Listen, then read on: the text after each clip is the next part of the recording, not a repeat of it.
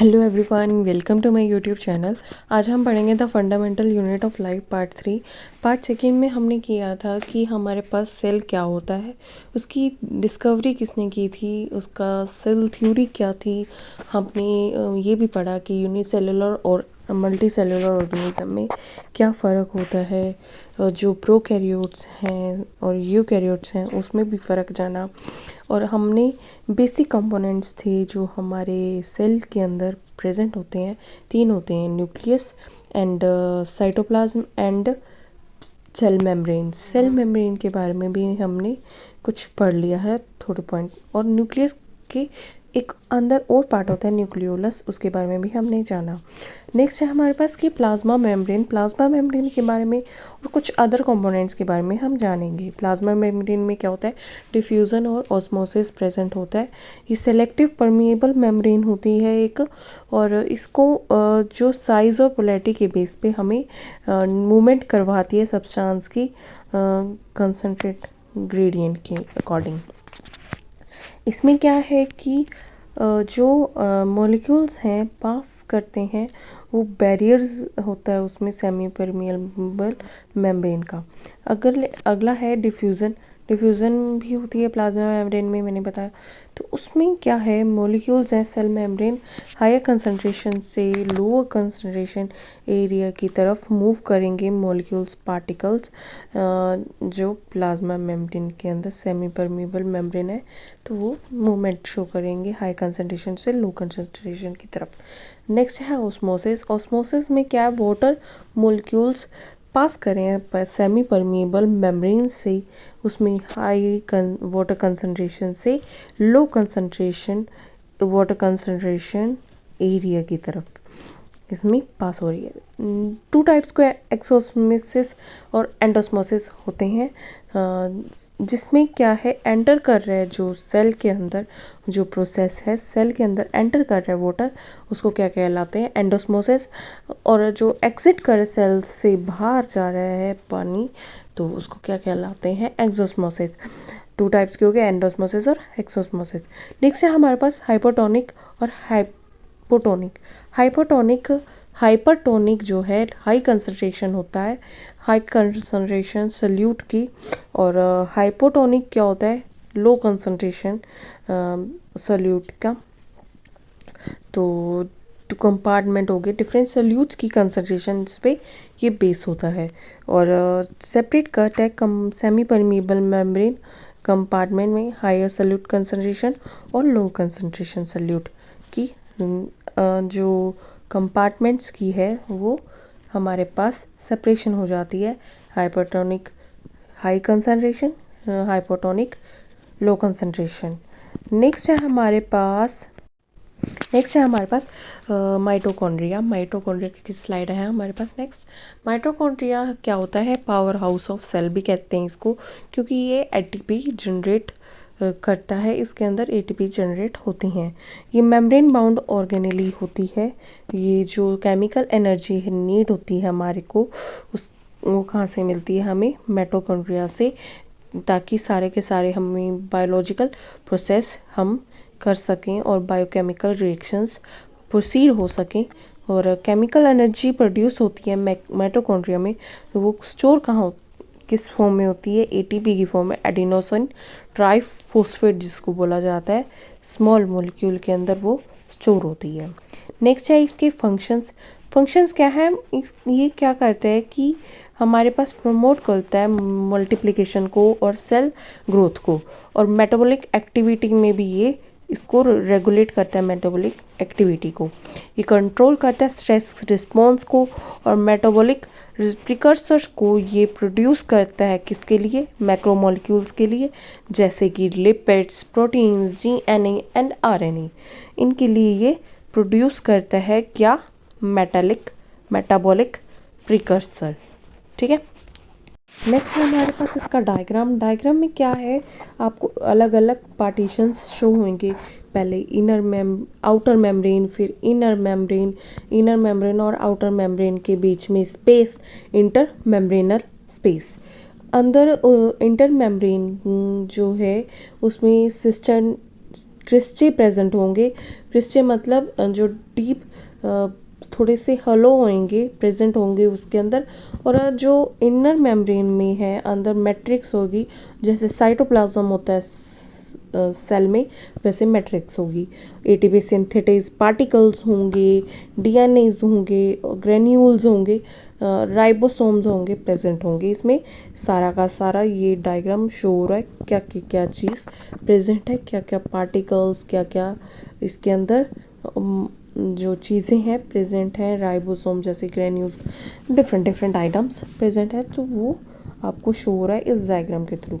ठीक है, नेक्स्ट है हमारे पास एंडोप्लाज्मिक रेटिकुलम, जो नेक्स्ट स्लाइड है। एंडोप्लाज्मिक रेटिकुलम को हम क्या कहते हैं, ईआर। जो ये मेम्ब्रेन ऑर्गेनेल्स होती हैं, ये इसमें प्रोटीन और लिपिड्स की प्रोडक्शन होती है, स्टोर करता है ये कैल्शियम को भी, और साइटोप्लाज्मिक में प्रेजेंट होता है। यूकैरियोट्स में ओनली प्रेजेंट होता है, एनिमल्स और प्लांट सेल में दोनों में ये फाउंड होता है, इंक्लूड होता है ये। फंक्शंस क्या हैं इसके एंडोप्लाज्मिक रेटिकुलम के, कि ये क्या करता है कि जनरल फंक्शंस को परफॉर्म करता है और फोल्ड करता है प्रोटीन्स की मॉलिक्यूल्स के सेक के अंदर। सिस्टर्नी एंड जो जिसको कहा जाता है सेक्स सिस्टर्नी, एंड जो ट्रांसपोर्ट होते हैं सिंथेसिस प्रोटीन को वेसिकल के थ्रू गोल्गी बॉडी की तरफ भेजता है ये। और रफ एंडोप्लाज्मिक रेटिकुलम इन्वॉल्व होता है प्रोटीन सिंथेसिस में। नेक्स्ट है हमारे पास रफ एंडोप्लाज्मिक रेटिकुलम और स्मूथ एंडोप्लाज्मिक रेटिकुलम, जो इसके एंडोप्लाज्मिक के टाइप है। रफ एंडोप्लाज्मिक रेटिकुलम क्यों कहा गया इसको रफ एंडोप्लाज्मिक रेटिकुलम, क्योंकि इसके अंदर करेक्ट राइबोसोम्स अटैच हैं साइटोप्लाज्मिक सरफेस के ऊपर। और इलेक्ट्रॉनिक माइक्रोस्कोप के अंदर अगर हम इसको देखें तो स्टडीड अपीयरेंस होगी, जो जैसे सड़क दरदरी सी लगती है ना जब पत्थर होते हैं, वैसा सा शो होगा इस माइक्रोस्कोप के अंदर। नेक्स्ट है स्मूथ एंडोप्लाज्मिक रेटिकुलम। इसमें डिफरेंस क्या है रफ एंडोप्लाज्मिक रेटिकुलम से, कि इसमें राइबोसोम्स प्रेजेंट नहीं होते, अटैच नहीं होते, ज़्यादा कुछ थोड़े बहुत होंगे तो होंगे, वरना नहीं होंगे। साइटोप्लाज्मिक सरफेस के ऊपर कोई राइबोसोम प्रेजेंट नहीं होगा। नेक्स्ट है एसईआर की फंक्शन क्या कहते हैं, सिंथेसिस करता है carbohydrates, lipids and steroid hormones की, और डिटॉक्सिफाई करता है मेडिकेशन को, पॉइजन को, अल्कोहल को, मेटाबॉलिज्म करता है, स्टोरेज ऑफ कैल्शियम आयन भी होती है, स्टोर होता है कैल्शियम आयन। नेक्स्ट है हमारे पास न्यूक्लियर एनवेलप। न्यूक्लियर एनवेलप क्या होता है, न्यूक्लियर एनवेलप होता है कि डबल मेम्ब्रेन होती है न्यूक्लियस के अराउंड में, सराउंडिंग में, जो सेपरेट करती है न्यूक्लियस को साइटोप्लाज्म से। फंक्शन क्या है इसका, रेगुलेट करता है मूवमेंट को न्यूक्लियस और साइटोप्लाज्म के बीच में। और जेनेटिक मटेरियल होता है जो डीएनए, उसको भी रेगुलेट करता है। नेक्स्ट है हमारे पास इसका फंक्शन हो गया हमारे पास न्यूक्लियर एनवेलप का। नेक्स्ट है हमारे पास न्यूक्लियर पोर। जो न्यूक्लियर एनवेलप है उसमें न्यूक्लियर पोर भी आपको दिखेगा। न्यूक्लियर पोर क्या होता है, न्यूक्लियर पोर क्या होता है, प्रोटीन लाइन चैनल्स होते हैं, जिसमें आपको आगे डायग्राम में शो हो जाएगा। और रेगुलेट करता है, क्या करता है, रेगुलेट मॉलिक्यूल्स की, रेगुलेट करते हैं कि मूवमेंट मॉलिक्यूल्स की किसके बीच, न्यूक्लियस और साइटोप्लाज्म के बीच। और उसमें डायग्राम में क्या क्या आपको शो होगा, nuclear envelope, nuclear pore, RER और एसईआर। आरईआर मतलब रफ एंडोप्लाज्मिक रेटिकुलम और एसईआर मतलब स्मूथ एंडोप्लाज्मिक रेटिकुलम। ये रहा डायग्राम आपके पास। एंड इसमें सिस्टर्नी स्पेस भी शो हो रहा है आपको, सिस्टर्नी भी शो हो रही हैं रफ एंडोप्लाज्मिक और स्मूथ एंडोप्लाज्मिक रेटिकुलम में। आप डिफरेंस भी क्रिएट कर सकते हो। जो ये पर्पलिश शेड में आपको छोटे छोटे राइबोसोम्स बोल्स दिख रही हैं, वो रफ एंडोप्लाज्मिक रेटिकुलम में अटैच हैं। नेक्स्ट है हमारे पास सेल वॉल, जो नॉन लिविंग लेयर होती है, सराउंड करती है प्लाज्मा मेम्ब्रेन को, किसमें, प्लांट सेल में, जो प्रोवाइड करती है स्ट्रक्चर को, सपोर्ट करती है और प्रोटेक्शन करती है। शेप को भी, सेल की शेप को भी ये प्रोटेक्ट करती है और शेप भी देती है सेल को। नेक्स्ट है हमारे पास इसका फंक्शन। फंक्शन क्या है सेल वॉल का? सेल वॉल हमें प्रोटेक्शन भी प्रोवाइड करती है, फिजिकल डैमेज से भी बचाती है, पैथोजन से भी बचाती है, सपोर्ट करती है। कैसे? स्ट्रेंथ और प्रोटेक्शन दे के मैकेनिकल ऑस्मोटिक स्ट्रेस के अगेंस्ट शेप भी मेंटेन करती है। नेक्स्ट स्लाइड है हमारे पास वैक्यूल्स। वैक्यूल्स क्या होते हैं? जो जिसमें सारे के सारे स्टोर करता है, मेम्ब्रेन बाउंड ऑर्गेनेली होती है ये। इसमें क्या होता है? ट्रांसपोर्ट करता है मटेरियल को और स्टोर करता है। वैक्यूल्स प्रेजेंट किस में होते हैं? प्लांट्स में, एनिमल्स में, फंजाई में, प्रोटिस्ट में, काफ़ी जन होते हैं। और वैक्यूल्स जो होते हैं टिपिकली जो सेंट्रल वैक्यूल होता है बहुत लार्ज होता है, किस में होता है? प्लांट सेल में। प्लांट सेल में बहुत बड़ा वैक्यूल प्रेजेंट होता है और सेंट्रल में होता है, और लार्ज अमाउंट ऑफ वाटर जो स्टोर करता है, सर्व करता है, ताकि वो जो प्लांट सेल है वो स्थिर रहे। फंक्शन क्या होता है वैक्यूल का? फूड और वेस्ट को और वाटर को स्टोर करता है, मटेरियल करता है जो सेल को नीड होती हैं सर्वाइव के लिए। और वैक्यूल्स क्या कहते हैं कि गेट रीड करते हैं वेस्ट प्रोडक्ट्स को जो हार्मफुल टॉक्सिन्स कंटेन करती हैं। नेक्स्ट है की रोल करते हैं ग्रोथ को, डेवलपमेंट को प्लांट्स के अंदर, और मेंटेन करते हैं बैलेंस को मटेरियल के इनसाइड और आउटसाइड। वैक्यूल्स क्या करते हैं? हेल्प करते हैं मेंटेन करने के लिए कि बैलेंस रहे, इनसाइड और आउटसाइड सेल का बैलेंस रहे कुछ किसी भी सब्सटेंस का। नेक्स्ट है हमारे पास फोर्थ है स्टोरेज। स्टोरेज में क्या होता है? कार्बोहाइड्रेट्स को जो प्लांट ग्रोथ के लिए ज़रूरी होते हैं, सीड्स के लिए ज़रूरी होते हैं स्पेशली, उनकी स्टोरेज भी करती है, रेगुलेट करती है, कंट्रोल करती है, सेल ग्रोथ को ट्रांसपोर्ट करती है, मॉलिक्यूल्स को ट्रांसपोर्ट से रेगुलेशन होती है। नेक्स्ट है हमारे प्लांट सेल में तो सेंट्रल वैक्यूल हमने पढ़ा, और बट जो एनिमल सेल में है जो वैक्यूल्स होते हैं स्मॉल स्मॉल होते हैं, टाइनी टाइनी, बट बहुत सारे होते हैं, लाइसोसोम्स। नेक्स्ट है स्लाइड।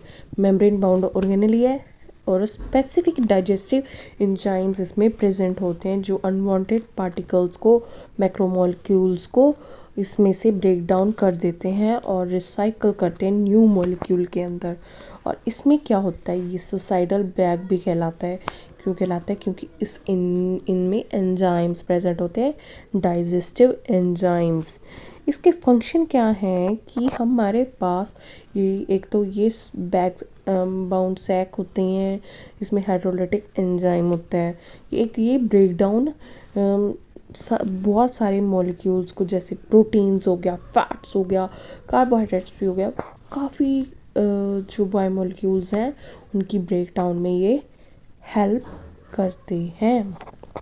नेक्स्ट है कि सेंट्रोसोम। सेंट्रोसोम में नॉन मेम्ब्रेनस ऑर्गेनेली होती है, ये एनिमल सेल में प्रेजेंट होती है सिर्फ, जो सेल डिवीज़न में हेल्प करती है। हमारे नॉन डिवाइडिंग सेल जो होते हैं वो मैच्योर होकर सेंट्रोल्स बेसल बॉडी न्यूक्लिएट्स कहती है सिलिया, और डुप्लीकेट जो सेल डिवीज़न में हेल्प करते हैं अपोजिट एंड में जाके सेंट्रोसोम्स, और ये क्रिटिकल रोल प्ले करते हैं जीनोम स्टेबिलिटी के लिए। नेक्स्ट है हमारे पास difference between plants and animal cell. Plant cell में क्या होता है कि हमारे पास सेल वॉल प्रेजेंट होती है, एनिमल सेल में एब्सेंट होती है। क्लोरोप्लास्ट प्लांट सेल में प्रेजेंट होता है, एनिमल सेल में एब्सेंट होता है। प्लांट सेल में हमारे पास सेंट्रल वैक्यूल प्रेजेंट होता है, एनिमल सेल में बहुत सारे वैक्यूल्स होते हैं स्मॉल स्मॉल, और सेंट्रोसोम और लाइसोसोम एब्सेंट होता है प्लांट सेल में, बल्कि एनिमल्स में प्रेजेंट होता है। और इसमें क्या होता है कि इस प्लांट सेल और एनिमल सेल में इसका स्ट्रक्चर रिजिड करने के लिए, जैसे प्लांट सेल में रिजिड होता है स्ट्रक्चर, एनिमल सेल में रिजिड नहीं होता, सेल मेम्ब्रेन दोनों में प्रेजेंट होती है, सिमिलरिटी भी इसमें ही है। इसमें अब नेक्स्ट है आपके पास डायग्राम्स शो हो रहे हैं कि क्या क्या इसमें प्रेजेंट होता है, क्या क्या इसमें एब्सेंट होता है। इसमें क्लोरोप्लास्ट भी होता है, माइटोकॉन्ड्रिया भी होता है। फर्स्ट आपको शो हुआ था प्लांट सेल का, नेक्स्ट हुआ एनिमल सेल का। जो प्लांट सेल है इसमें RER SAR सारा कुछ होता है, क्लोरोप्लास्ट होता है, और इसमें माइटोकॉन्ड्रिया, न्यूक्लियस, साइटोप्लाज्म सारा होता है। Thank you for watching this video. Please like, share, subscribe.